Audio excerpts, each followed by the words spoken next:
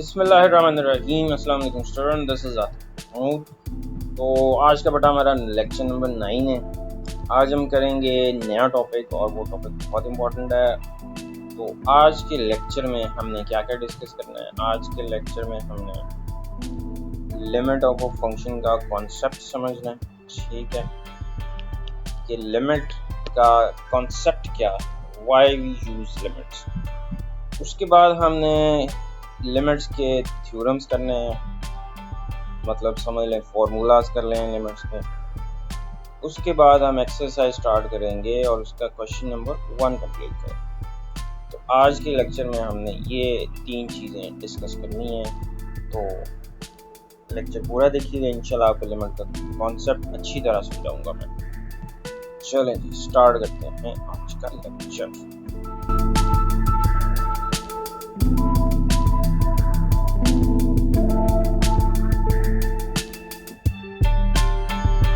हैं लिमिट का कॉन्सेप्ट। अच्छा, लिमिट के कॉन्सेप्ट को समझने से पहले हमने कुछ सेंटेंसेस को समझना है। सबसे पहला सेंटेंस है x अप्रोचेस टू 0। क्या है जी? सबसे पहले हमने क्या समझना है? x approaches to 0। इसका क्या मतलब होता है? आपको पता है x इंडिपेंडेंट क्वांटिटी है, x हमारा इंडिपेंडेंट वेरिएबल होता है। इसका मतलब ये है कि हमारे पास सपोज अगर एक x वेरिएबल है और इसकी वैल्यूज जो हैं वो कुछ इस तरह जा रही हैं 1, 1/2, 1/4, 1/8, 1/16। मतलब क्या है कि ये 1/2 का आंसर आएगा 0.5, फिर आ जाएगा 0.75, 0.25 आ जाएगा, इसी तरह सो ऑन चलता जाएगा। किसी एक पॉइंट पे जाके इसकी वैल्यू 0.00000007 से आ गई। तो इसका मतलब ये होगा कि हमारा जो वेरिएबल है ना वो कम होता जा रहा है, इतना कम होता जा रहा है कि ये तकरीबन किस वैल्यू तक पहुंच जाएगा। अगर हम इसको राउंड ऑफ करें तो ये किस वैल्यू को अप्रोच कर रहा है, किस वैल्यू तक जा रहा है, वो है 0। इसी तरह अगर वेरिएबल की वैल्यू ये 0 नहीं है लेकिन अप्रोक्सीमेटली हो सकती है 0, इट इज नॉट एग्जैक्टली 0। तो अगर हम इसको मैथमेटिकली रिप्रेजेंट करेंगे तो हम इसको कहेंगे x टेंड्स टू 0 और x अप्रोचेस टू 0। और मैथमेटिकली हम इसको ऐसे लिखेंगे x अप्रोचेस टू 0। तो आई होप आपको समझ आ गया होगा कि वेरिएबल की वैल्यू कम होती जाए, इतनी कम होती जाए कि वो तकरीबन 0 हो जाए। It is not exactly 0 but we can say that it is approximately 0। तो इसको हम ऐसे नहीं लिखेंगे, x इक्वल टू 0 नहीं लिखेंगे क्योंकि इट इज़ नॉट एग्जैक्टली 0, ये तकरीबन 0 हो रही है। तो इसको हम इस तरह रिप्रेजेंट करें। ठीक है, आप समझ आ गया होगा x अप्रोचेस टू 0 का मतलब क्या होता है। तो इसको हम सिम्बॉलिकली ऐसे लिखते हैं x approaches to 0 and it is quite different from x is equal to 0। x is equal to 0 और चीज़ है, ये एक वैल्यू है। x अप्रोचेस टू 0 का मतलब है वैल्यूज इतनी स्मॉल हो रही हैं, इतनी कम होती जा रही हैं कि वो 0 बन जाएगी approximately. x approaches to 0 means that x is very close to 0 but not exactly 0. x is equal to 0 means that x is actually 0, मतलब ये एक ही वैल्यू है। तो it is quite different। इसी तरह x approaches to infinity, इसका मतलब I hope आप समझ आएगी होगी कि वैल्यूज बढ़ती जाएं 1, 10, 100, 1000, 10,000 अप टू सो ऑन। तो ये वैल्यू बढ़ती जा रही है, बहुत लार्ज वैल्यू हो रही है, लेकिन इट इज़ नॉट इन्फिनिटी। ये इन्फिनिटी तक पहुंच रही है but it is not infinity. तो इसको हम कैसे लिखेंगे? x approaches to infinity. अब इसी तरह अगर हम फ्रेज लें x approaches to any number, जैसे 0 को अप्रोच कर रही है वैल्यू, जैसे इन्फिनिटी को अप्रोच, इसी तरह किसी नंबर को भी वैल्यू अप्रोच कर सकती है। तो सिम्बॉलिकली इसको हम कैसे लिखेंगे? x approaches to a, it is not exactly a, it is approaching to a। ठीक है, जैसे x माइनस ए ये 0 के इक्वल नहीं है, इट इज अप्रोक्सीमेटली a, तो इसको हम कैसे लिखेंगे, x approaches to a। I hope आपको इस सेंटेंस की भी समझ आ गई। अब हम कॉन्सेप्ट ऑफ लिमिट को समझते हैं।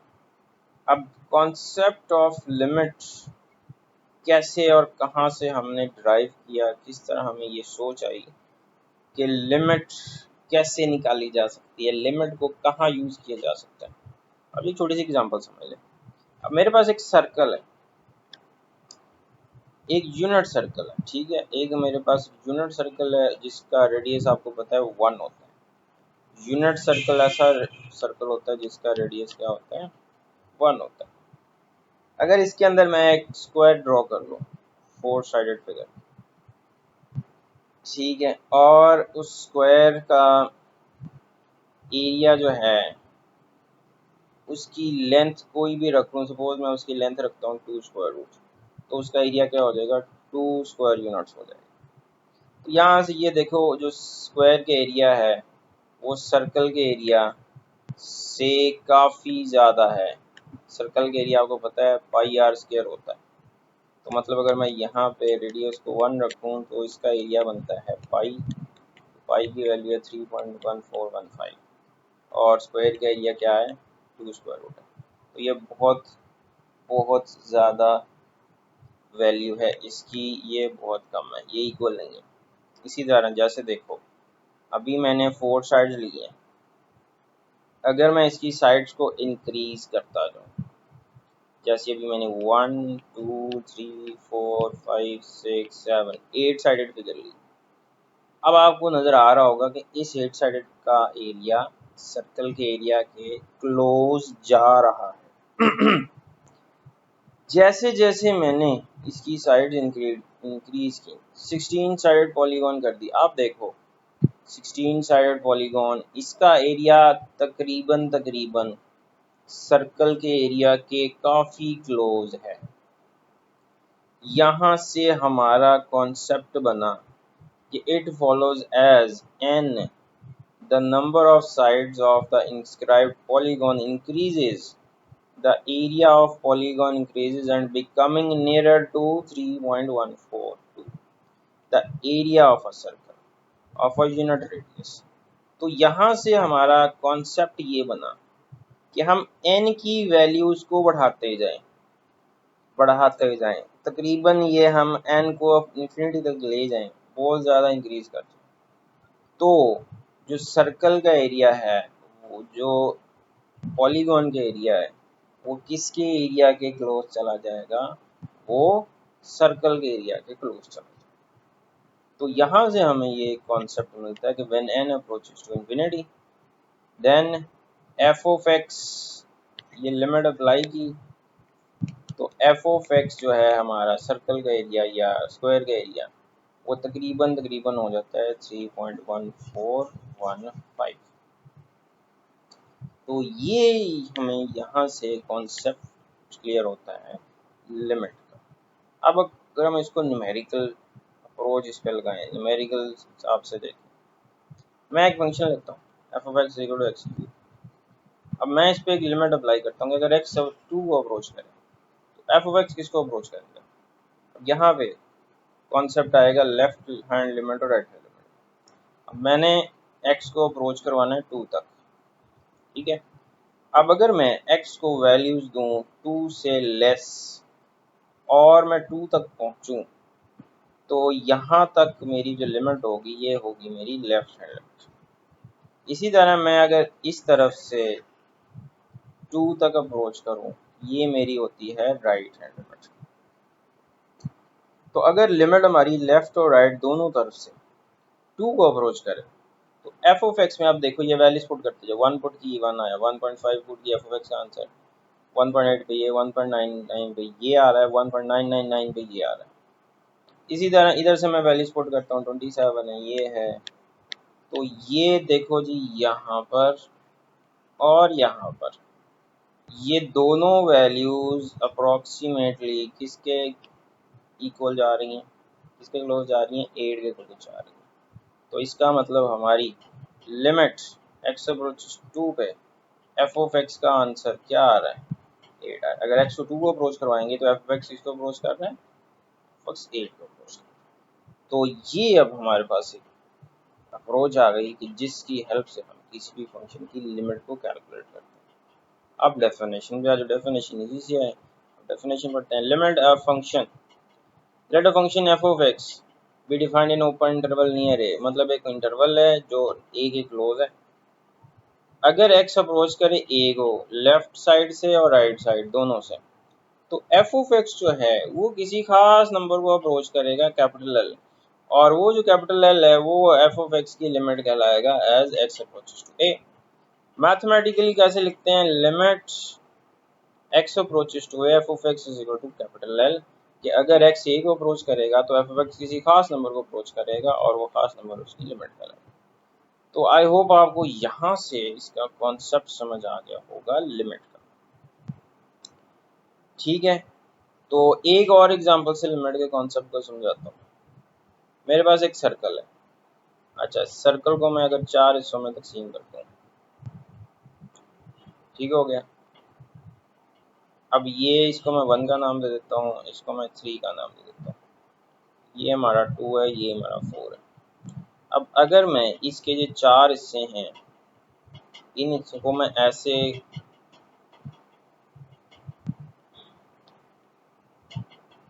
ज्वाइन कर लूँ इस शक्ल में, तो ये मेरे पास एक रेक्टेंगल सी बन रही है। अब ये मेरा 1 है और ये है 3, ये 2 है और ये 4 है।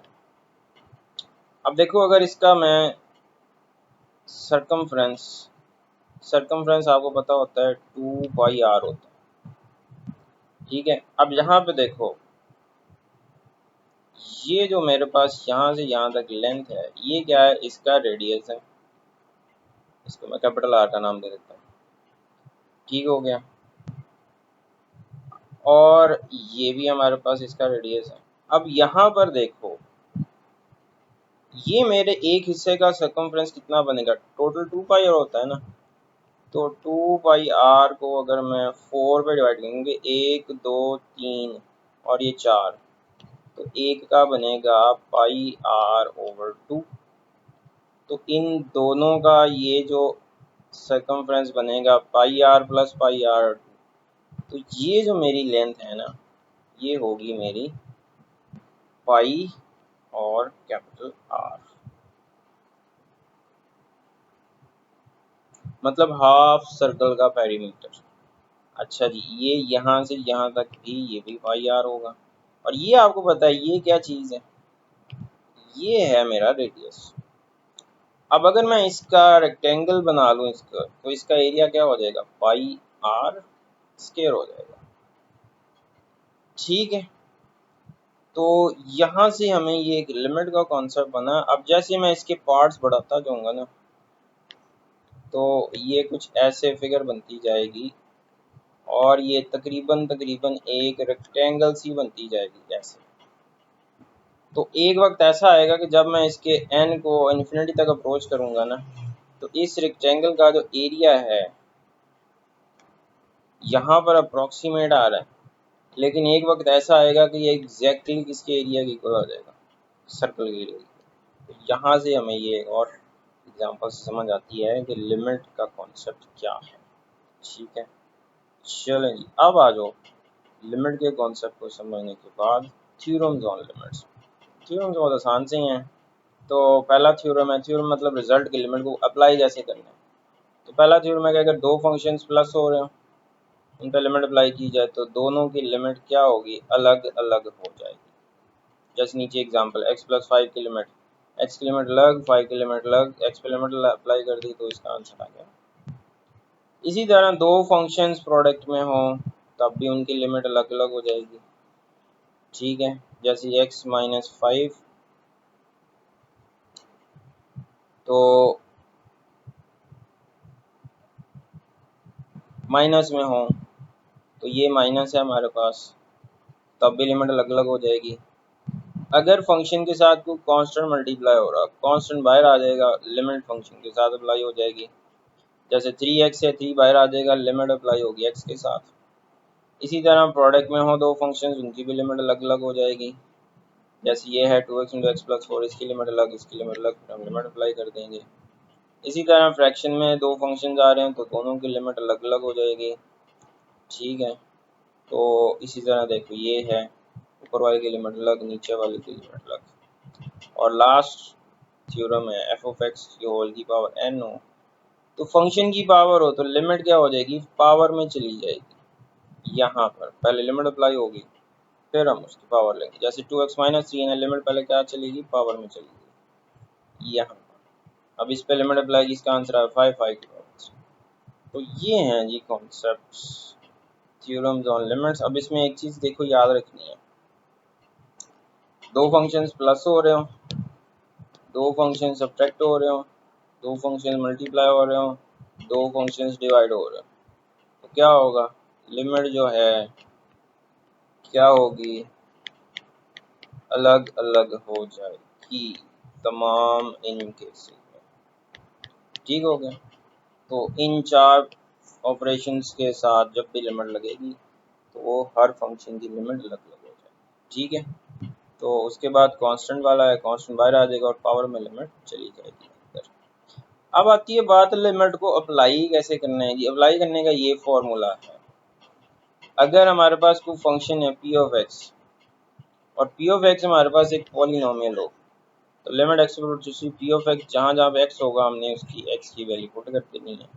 तो ये होता है हमारा लिमिट को अप्लाई करने का फॉर्मूला। तो आई होप आपको लिमिट के सारे थ्योरम्स और रिजल्ट्स समझ आ गए होंगे। तो अब हम इन रिजल्ट्स को, इन थ्योरम्स को अप्लाई करेंगे क्वेश्चन, ठीक है। चलें जी, अब हम एक्सरसाइज स्टार्ट करते हैं। बेटा जी एक्सरसाइज पे आ जाएं, तो एक्सरसाइज है 1.3 हमारे पास, ठीक है जी। तो इसमें आपको क्या करना है, evaluate each limit by using theorems of limits. अब इन क्वेश्चन में आपने ना थ्योरम्स ऑफ लिमिट्स अप्लाई करने हैं। पहला क्वेश्चन देखो, limit x approach 3 2x plus 4। तो पहला स्टेप क्या हुआ कि आपने लिमिट जो है, ये पहला थ्योरम यूज करना है। ये कौन सा है पहला थ्योरम, कि अगर दो फंक्शंस प्लस में आ रहे हो तो लिमिट क्या हो जाती है, अलग अलग हो जाती है। तो 2x की लिमिट अलग और 4x की लिमिट अलग। अब आपको पता है कांस्टेंट आ रहा हो फंक्शन के साथ, तो कांस्टेंट क्या होता है, बाहर आ जाएगा, लिमिट फंक्शन के साथ अप्लाई हो जाएगी, ठीक है। तो अब आपको पता है कांस्टेंट की लिमिट कांस्टेंट ही होती है, 4 पे लिमिट अप्लाई करने से कोई फर्क नहीं पड़ेगा, 4 का 4 ही आ जाएगा। अब आप इस पे लिमिट अप्लाई कर दो, एक्स यहाँ पे 3 पुट कर दिया, तो 2 इंटू 3 6। तो ये आपका पहला क्वेश्चन हो गया, ठीक है। तो ये हमारा पहला क्वेश्चन है, इसका लिमिट ऑफ थ्योरम अप्लाई करके इसको हमने सॉल्व कर दिया, ठीक है। तो अब चलते हैं, इसी तरह के बड़े आसान आसान से क्वेश्चन है, जस्ट सिर्फ थ्योरम्स और लिमिट्स अप्लाई करने हैं, ठीक है। चलो जी, अब आ जाओ नेक्स्ट क्वेश्चन पे। नेक्स्ट क्वेश्चन है कि लिमिट एक्स अप्रोच टू, अब क्या करना है, सबसे पहले ये अलग अलग कर देना, इसकी लिमिट अलग, इसकी लिमिट अलग, इसकी लिमिट अलग। अब आपको पता है कांस्टेंट है, कांस्टेंट बाहर आ जाएगा, ठीक है। लिमिट अप्लाई हो जाएगी फंक्शन के साथ। अब लिमिट अप्लाई कर दो, जहाँ जहाँ पे एक्स है क्या वैल्यू पुट कर दी, 1। इसको सॉल्व किया, क्या आंसर आ गया, 5 आंसर आ गया, ठीक है। तो इसी तरह हमारा नेक्स्ट क्वेश्चन है क्वेश्चन नंबर 3। क्वेश्चन नंबर 3 में भी ऐसे ही करना है आपने। क्या है जी कि लिमिट है एक्स स्क्वायर प्लस, तो क्या करेंगे, सबसे पहले लिमिट पावर में जाएगी, ये पावर का फॉर्मूला, तो लिमिट चलेगी पावर में, ठीक है। अब हम करते हैं इसकी लिमिट को अलग अलग। अब जो है फंक्शंस की लिमिट्स अलग अलग हो जाएंगी, अलग अलग हो गई। अब आप क्या करो, इस पर लिमिट अप्लाई कर दो, जहाँ जब एक्स से 3 पुट कर दिया, तो क्या आंसर आ गया हमारा, 4 आंसर, ठीक है। इसी तरह नेक्स्ट क्वेश्चन है, इसमें पहले क्या लगेगा, प्रोडक्ट का रूट फॉर्मूला लगेगा। पहले इसकी लिमिट अलग, इसकी लिमिट अलग, फॉर्मूला लगा लिया ये, ठीक है। तो इसकी लिमिट अलग होगी, इसकी लिमिट अलग होगी। अच्छा, अब फिर दोबारा इसकी लिमिट पुट कर दी, तो इसका आंसर तो आ गया 2। अब इसमें फिर लिमिट पावर में चली जाएगी, ठीक है, तो लिमिट चलेगी स्क्वायर रूट में। अब डिफरेंस में आ रहा है तो लिमिट क्या हो जाएगी, डिफरेंस में भी फंक्शंस में अलग अलग हो जाएगी। अब लिमिट अप्लाई कर दो, 4 माइनस 4 0, तो क्या आंसर आ गया इसका, 0 आंसर आ गया। ठीक है, ये हमारा नेक्स्ट क्वेश्चन। इसी तरह सेकंड लास्ट क्वेश्चन में भी क्या करना है, लिमिट अलग अलग हो जाएगी, इसकी लिमिट अलग, इसकी लिमिट अलग। अब आपको पता है लिमिट चली जाएगी पावर में, लिमिट चली गई जी पावर में, इसमें लिमिट लग गई, इस पर लिमिट लग गई। अब सम में है, डिफरेंस में है, तो ये अलग अलग हो गई है। अब इस पर लिमिट अप्लाई कर दो, तो इसका आंसर भी क्या आ गया, 0। ठीक है, इसी तरह नेक्स्ट क्वेश्चन पे आ जाओ। इसमें आपको फ्रैक्शन वाला रूल यूज़ करना है कि फंक्शंस फ्रैक्शन में हो, ऊपर वाली की लिमिट लग। अब यहाँ पे सम वाला फॉर्मूला लग जाएगा, अब यहाँ पे कांस्टेंट वाला लग जाएगा, कांस्टेंट बाहर आ जाएगा, और इसके बाद आपने लिमिट अप्लाई कर देनी है जहाँ जहाँ पे x आ रहा होगा वैल्यू पुट कर, ये वैल्यू पुट की सॉल्व करना है, तो क्या आंसर आ गया। ठीक है, हमारे 6 के 6 क्वेश्चंस हो गए। तो आई होप आपको समझ आ गई होगी। इंशाल्लाह नेक्स्ट लेक्चर में करेंगे क्वेश्चन